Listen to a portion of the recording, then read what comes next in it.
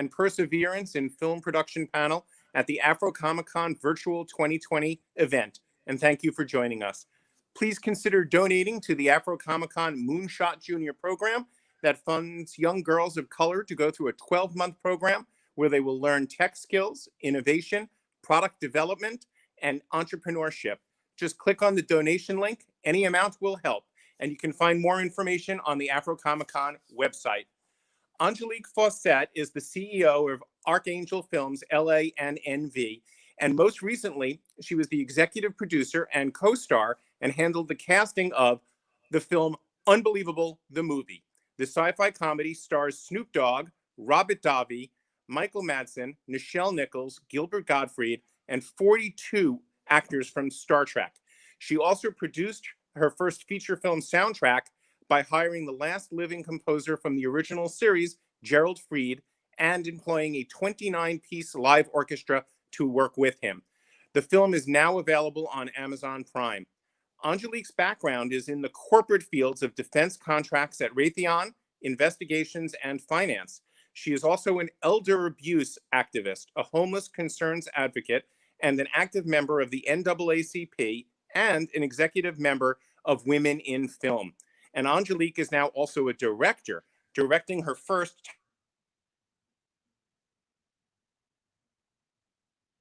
with questions for you, Angelique. You can hear me okay? I can hear you now. Thank you so much, Ian. I'm so glad to see you. And hello, AFROCOMICCON world. It is so wonderful to see you, especially during COVID. You know, I think, you know, it's so wonderful that the organization is doing this virtually.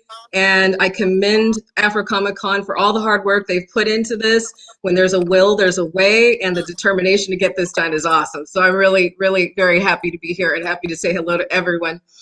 And Ian, I've known Ian for many years, and Ian is just a wonderful guy, and I'm just so happy to see you. You're on a different coast than I am.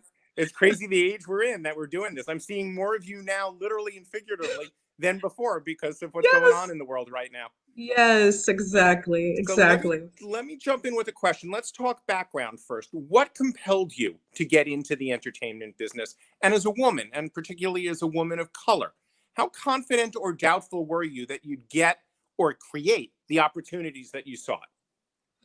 Well, I was never doubtful.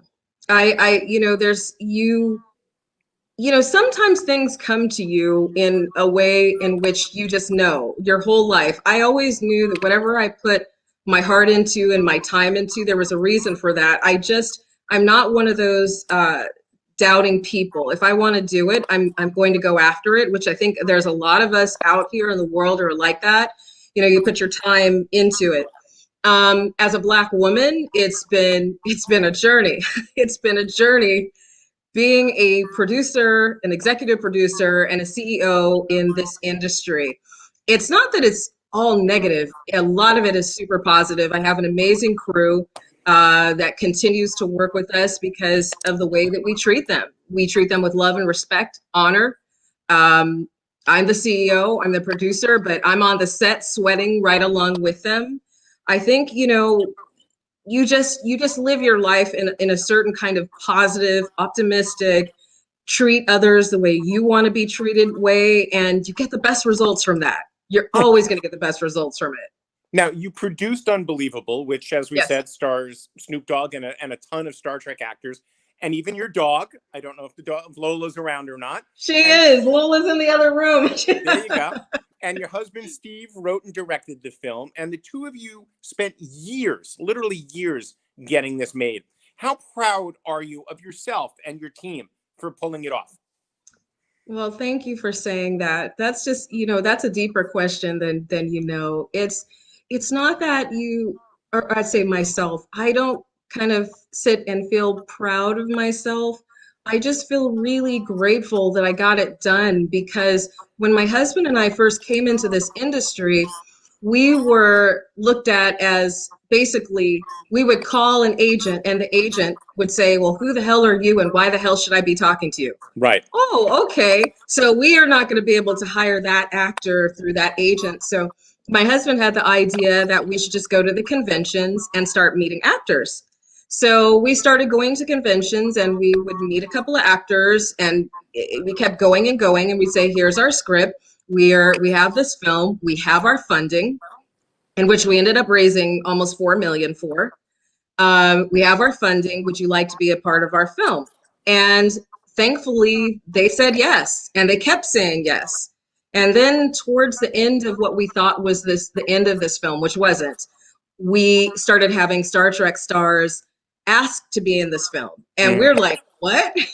This guy just told us, who the hell are you and why are you calling us? And here's these wonderful, beautiful, respected Star Trek actors asking to be in our film. We were just so honored. I will continue for the rest of my life to just be honored by the people who came on to our film. All of them, because all of them were amazing. Now, I got to ask specifically about Snoop Dogg. And this isn't just a cameo. He's a genuine co-star in the movie. So the obvious question is, how the hell did you land him? A, and B, how did you enjoy working with this legend, this icon? I really love Snoop Dogg. Snoop Dogg is also an executive producer on our film, and a lot of people don't know that. But it's very interesting, when you're a woman, again, because, this is AFROCOMICCON, so I want to talk about this.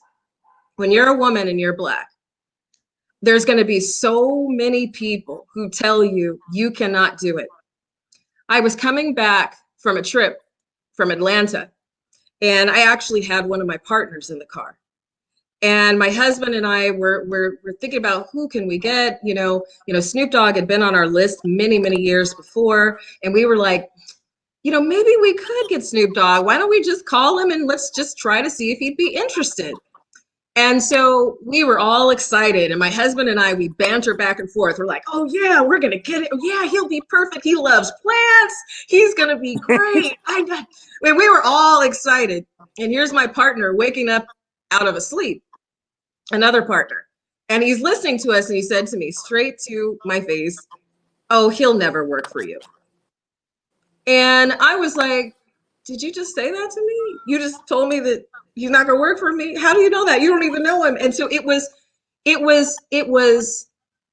painful, because this is someone that I thought respected me and appreciated me. This is a coworker, colleague. And I got over it, of course, but I did remember it.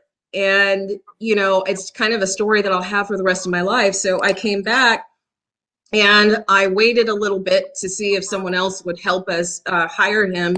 But that was taking so long that I just said, you know what? I'm a producer. What am I thinking? I'm going to find Snoop Dogg. I'm going to go on the internet, figure out who his representation is, and do it. So that's what I did. I made the first phone call, left a message. I got a call back. And then by the third call, I was on the phone with Snoop Dogg's manager. I have a feeling he was there too, because I think I heard him say bye, right? But it was just really nice, because in the process, we found out that this guy that my husband and I were all fired up about, he was actually a Star Trek fan. And I mean a major Star Trek fan. So we go and we meet Snoop Dogg, and we go to his compound. And his compound, at first we thought, did he decorate this place for us? Because he had this big mural of Star Trek on the wall. And I'm like, he didn't do that for us. What am I thinking? And I was like, wait a second. Then we start looking at his conference rooms. It's Starship, Battleship. And then we go to his room, and it's called the Mothership. And it was in the style and shape of the Star Trek bridge with a captain's chair. And we were like, oh my gosh, this is so synchronous. He was meant to be the lead of this film. And so we met him. He was a wonderful guy.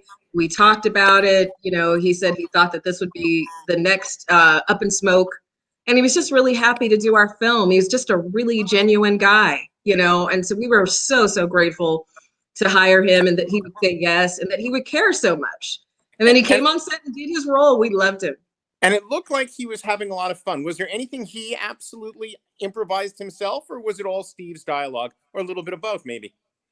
He pretty much went by the scripts. Really? He's like super, super on it. Like he did it. And I know it was just him. That was really him. I can't think of one line that he improvised. He just did it. He just made it his own. Now I have So to ask, and you can deny this question if you care to, but he's known for his pot-loving ways, and he's got his alcohol. Did we have a drink? Did we smoke a blunt with the man at the end of the shoot? no, because if I smoked weed, I would die. Ah, okay. I live on a natural high. I have like this natural high. I would just totally, I wouldn't make it.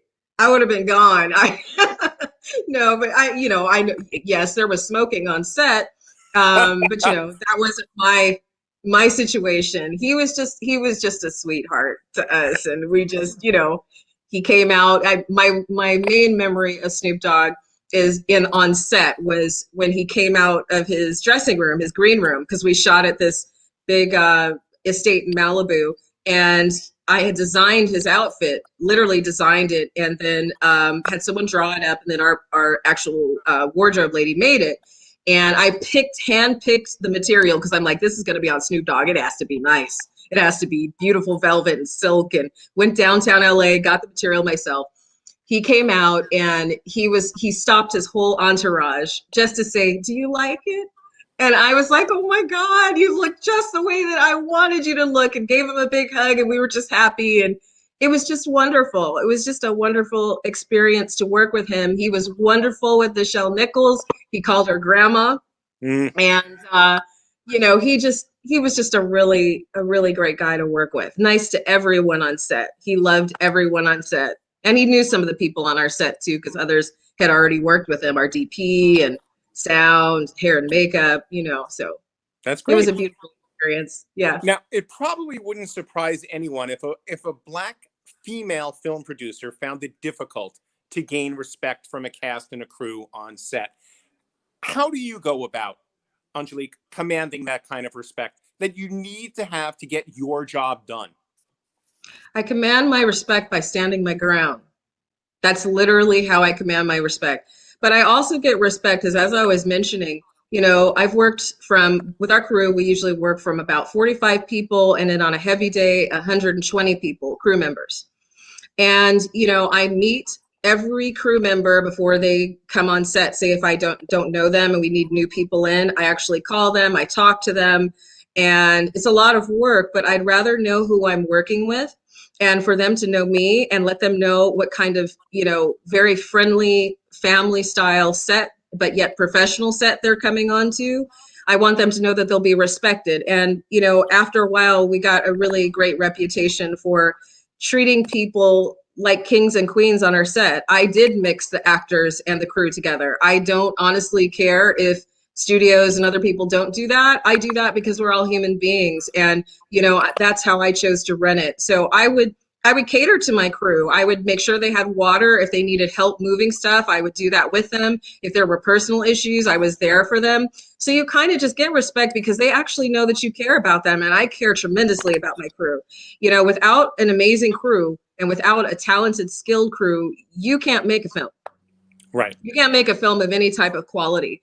So when the other people come towards you and they say, that they're coming after you because or coming for you, as you say, as I know this community understands, they're coming after you or coming for you as a Black woman, that intrinsically because we go through that every day, or every other day. We have people coming for us, and I get really professional. That's when my Raytheon background and my investigations of finance corporate background comes in, and I get really real with them.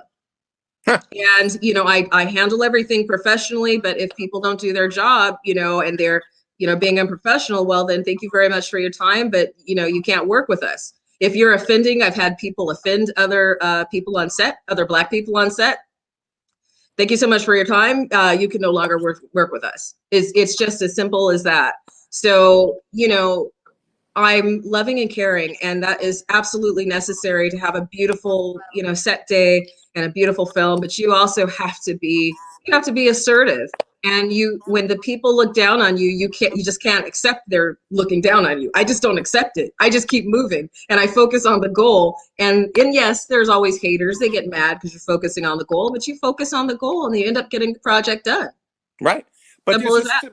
But there's a subset of that, Angelique, that I wanted to ask about, which is the closeted version of racism and misogyny that can happen throughout the various aspects of making a film, the scripting, the actual production, and then even getting it released later on at that point. So what's your experience with that, and how do you deal with that? Well, the closeted version, they usually don't come out because they're in the closet, but then they slip. And when they slip, I handle it the exact same way. But, if they're offending me, or they're especially offending any of my crew or my actors, they get the same professional, I'm keeping it real. You got to get out because you can't work for me, you know. But I've also, on different levels, I have experienced a crew member, making comments, like that. I've also, even in the experience of looking for distribution, having a distributor tell me that Black people don't watch film any place other than Tubi where they can get it for free. Basically, they don't buy film; they just watch film for free on Tubi. So I had to handle that in a very intense way too. And I just stepped back and said, I'm sorry. I'm a Black person. I've been I've had wealth. I've been poor. I've been homeless before when I was a young girl.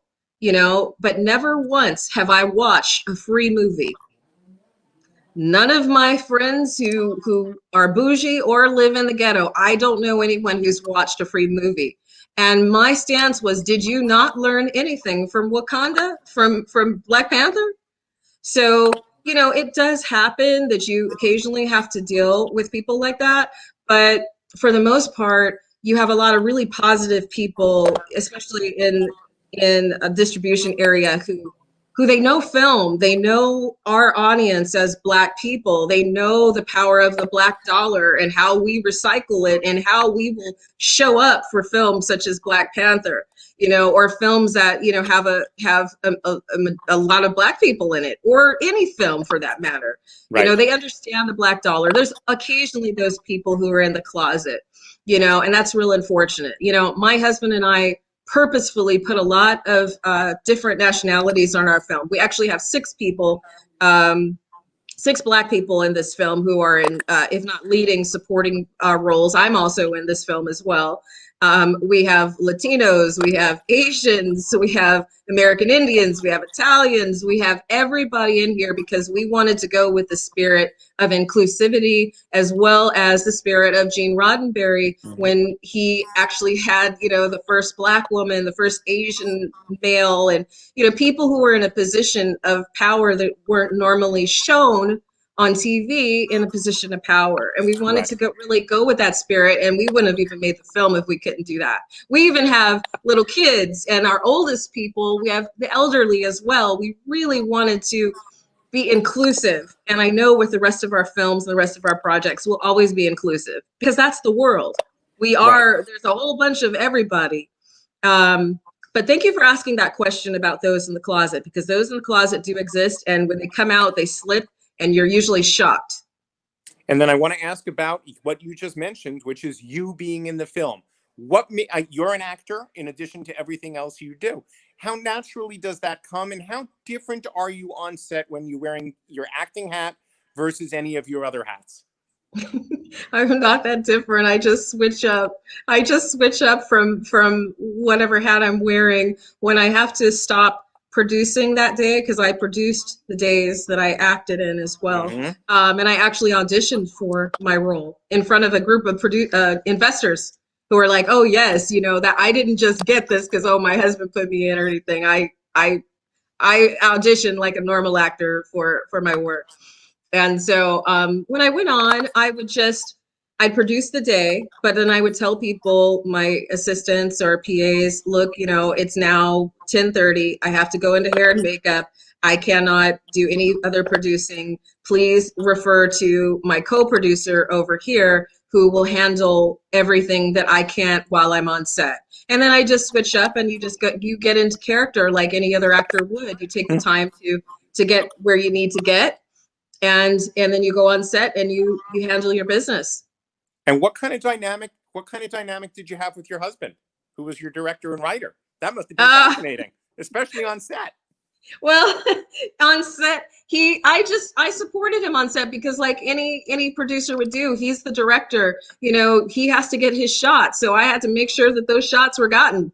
I had to make sure that, all of my actors were there on time. And, if they weren't, I would just follow up. I had made sure my crew were, everything was settled. But we had we're married, but we're also very professional. We work when we're working. I think the only time we relaxed was lunch, where neither one of us ate. Because we were like, we're just, okay, does everyone eat yet? Does everyone have food? Because we were more concerned that everyone, we care about our crew. So we're making sure that they're good first, and then maybe we'd have a little nibble. It got to a point where our food vendors would just hold food for us because they're like, we know you haven't eaten, Angelique.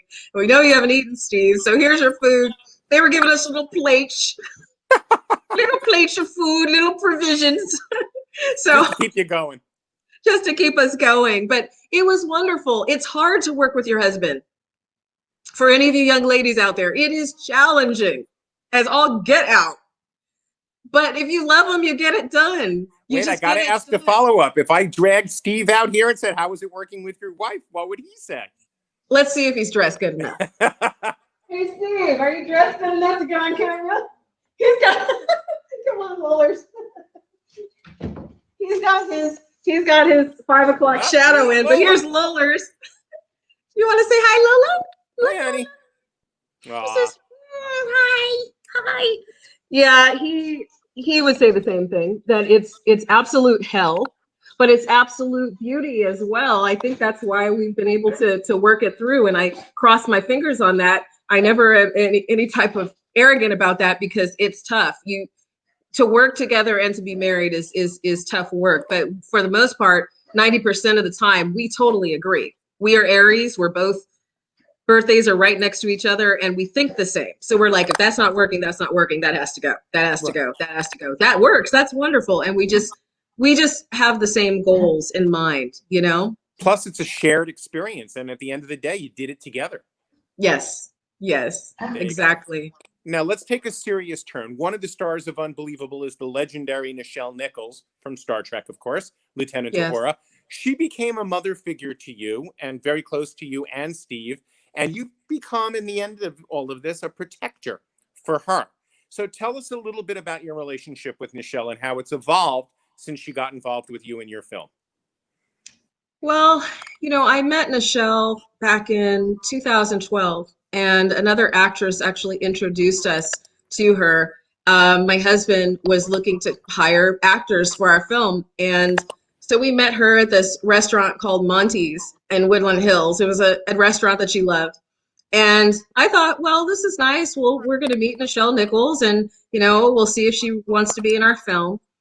But it wasn't anything more than that. And when we met her, though, she was just so amazing, and she was so cute, and she was so wonderful and beautiful. And we just ate and laughed and just seemed to have so much strangely in common. I mean, I'm 50 years old, she's well into her late 80s.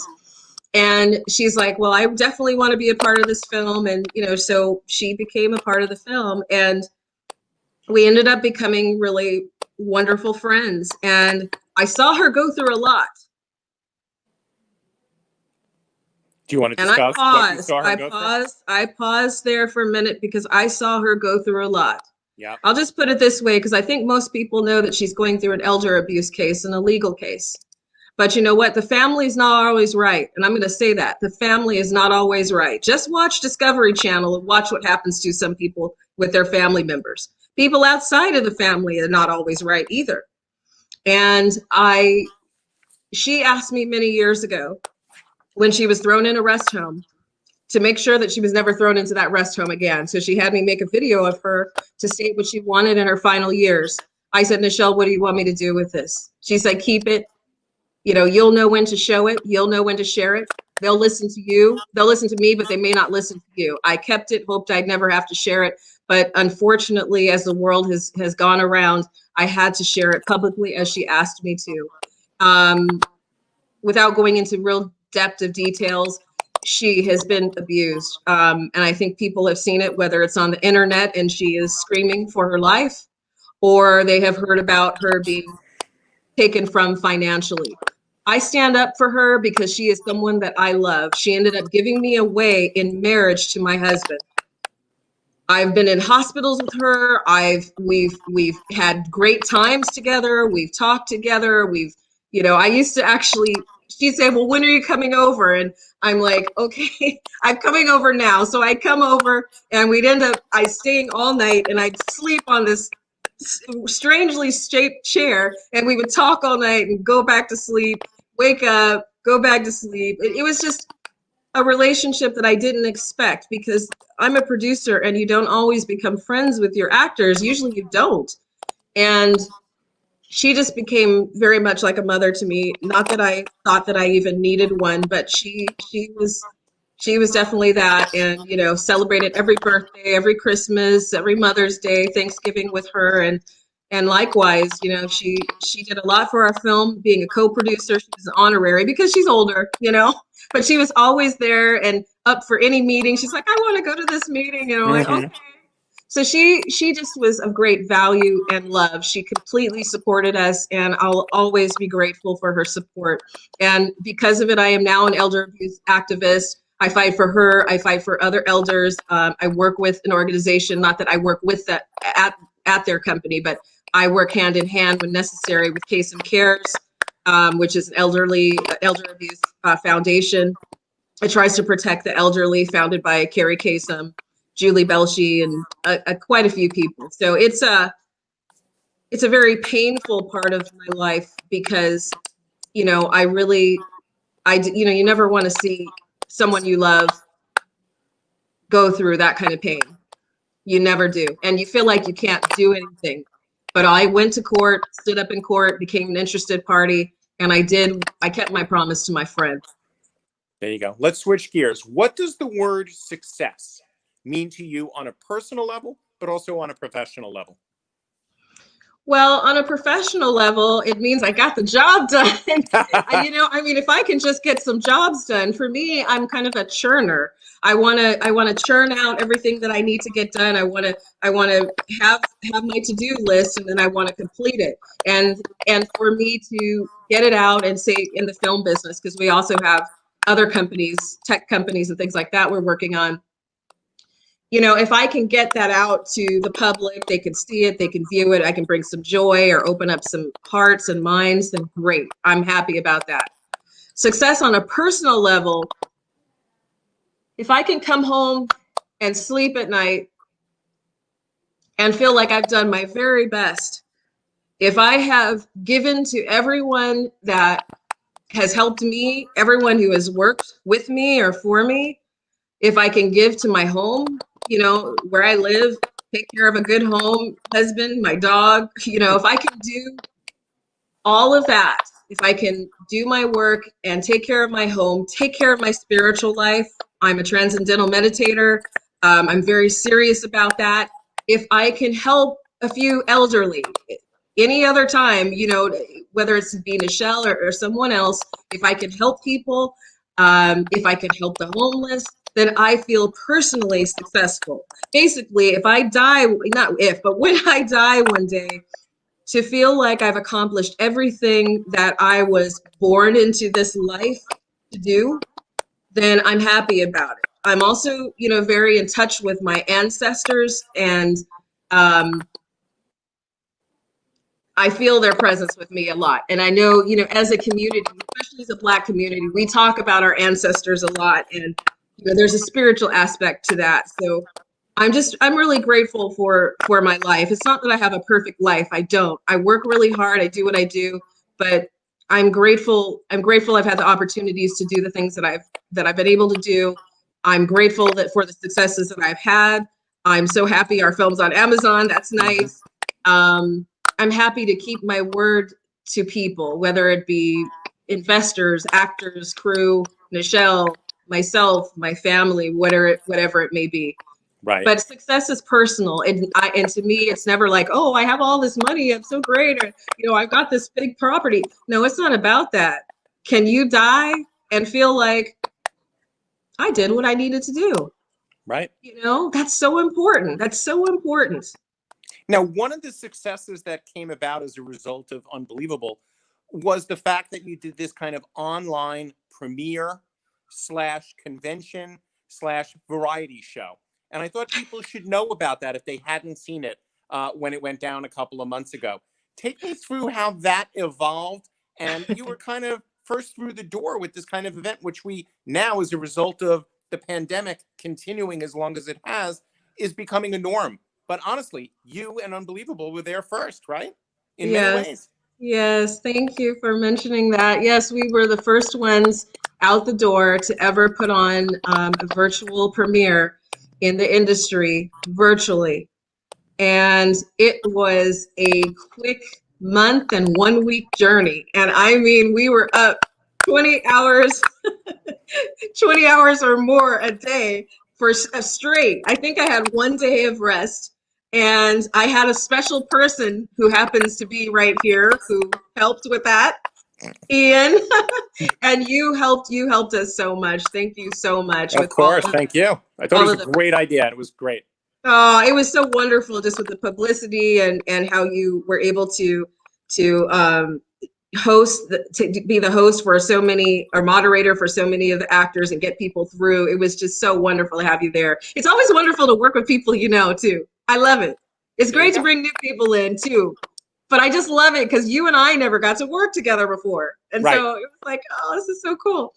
But it was a journey because it had never been done before. We were working with a company called Addison Interactive, and we didn't know how to do this, but we were so open to the idea because of the technical background we had.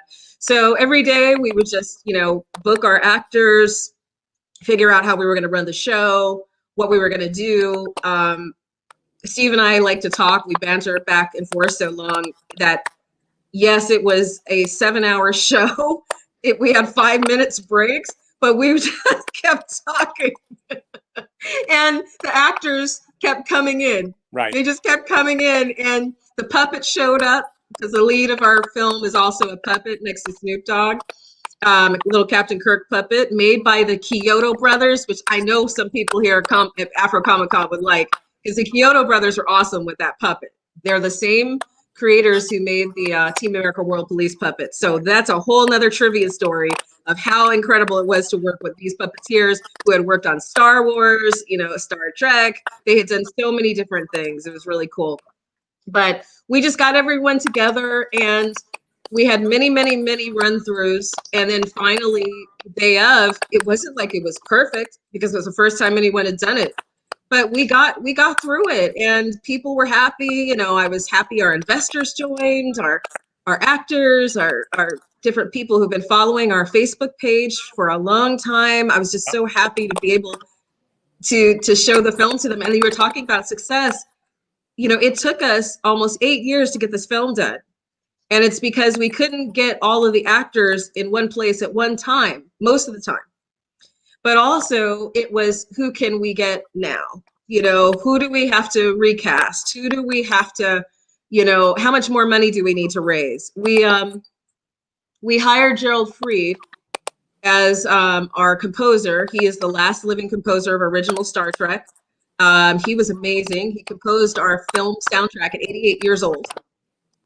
And he's 92 now and still fired up. So we have a lot of trivia with our film, but the success is people have been waiting to see our film. I can actually say, here it is. Right.